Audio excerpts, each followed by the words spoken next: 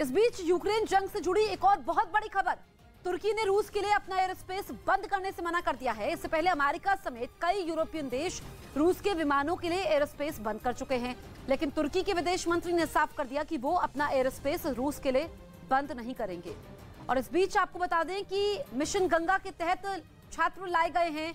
लगातार छात्रों के आने का सिलसिला जारी है। यूक्रेन से लौटे हैं 11,000 छात्र। तस्वीरें आप देखिए, ये वो छात्र हैं जो मिशन गंगा के तहत स्वदेश वापस लाए गए हैं। लगातार भारत सरकार का ये मिशन जारी है और जब तक आखिरी छात्र वहां से नहीं लाया जाता है तब तक ये मिशन जारी रहेगा। और यहाँ पर तारीफ करनी होगी सरकार की कि वहां पर कई केंद्रीय मंत्री मौजूद हैं बॉर्डर्स पर, चाहे हम पोलैंड बॉर्डर की बात करें जो यूक्रेन से होकर के बॉर्डर तक पहुंचते हैं और उसके बाद फिर विमान के जरिए भारत पहुंचते हैं। यूक्रेन से लौटे 11,000 भारतीय छात्र जो वहां पर यूक्रेन में अलग अलग इलाकों में पढ़ाई करने गए थे। खासकर वहां पर MBBS की पढ़ाई करने वाले छात्रों की तादाद काफी ज्यादा है। इनके घर वाले काफी ज्यादा परेशान थे, लेकिन अब वो देश वापस आ चुके हैं। तो रूस यूक्रेन युद्ध से जुड़ी बड़ी खबर इस वक्त की आपको बता दें, खार्किव में कई धमाके हुए हैं। खार्किव ये वो इलाका है जो एक के बाद एक धमाकों से दहल रहा है। अभी खार्किव पर रूसी सेना का कब्जा तो नहीं हुआ है, लेकिन धमाके वहां पर जारी हैं। आज रूस यूक्रेन युद्ध का 10वां दिन है और खार्किव में मिसाइलों से हमले हो रहे हैं, बम दागे जा रहे हैं। लोग वहां पर धमाकों के साए में जीने को मजबूर हैं। कई लोग इलाका खाली कर चुके हैं, लेकिन कई लोग ऐसे हैं जो अभी भी फंसे हुए हैं। और इन 10 दिनों में सिर्फ और सिर्फ तबाही की तस्वीरें सामने आ रही है। लोगों को सुरक्षित स्थानों पर जाने के लिए अलर्ट भी किया गया है। लोग बंकरों में छिपे हुए हैं और रूस का रवैया ज्यादा आक्रामक हो गया है। 10वें दिन पुतिन की सेना एक के बाद एक हमले दाग रही है।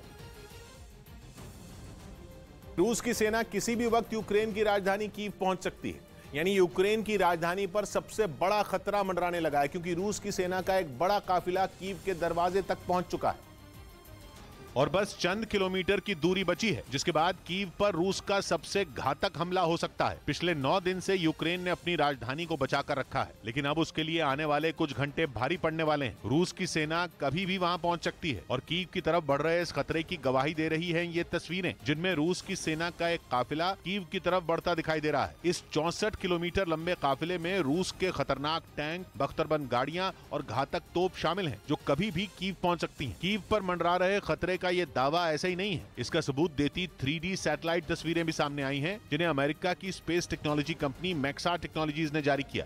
और अगर रूसी सेना का ये काफिला कीव में घुस गया तो समझो खेल खत्म, क्योंकि अगर एक बार राजधानी हाथ से निकल गई तो फिर यूक्रेन को रूस के हाथों में जाने से रोकना बेहद मुश्किल हो जाएगा।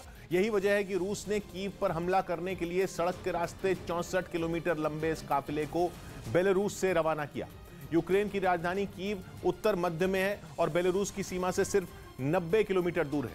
और कीव के उत्तर पश्चिम में रूसी सैनिकों का काफिला सड़क के रास्ते आ रहा है, क्योंकि यूक्रेन में कीव के उत्तर पश्चिम में सभी सड़कें बेलारूस ही जाती हैं। बेलारूस वो देश है जो 30 साल पहले तक सोवियत संघ का हिस्सा था और पहले ही दिन से रूस के साथ खड़ा है। जनवरी से ही रूस ने अपनी फौज, खतरनाक हथियार, हवाई जहाज, हेलीकॉप्टर और सेना की गाड़ियां बेलारूस में तैनात करनी शुरू कर दी थी। बेलारूस से चली रूस की सेना का यह सबसे बड़ा काफिला कीव के बेहद नजदीक पहुंच चुका है, जहां पिछले 9 दिन से भीषण जंग जारी है। रूस लगातार वहां मिसाइलों से हमले कर रहा है और रूसी मिसाइल के ऐसे ही हमले ने वहां एक इमारत को तबाह कर दिया।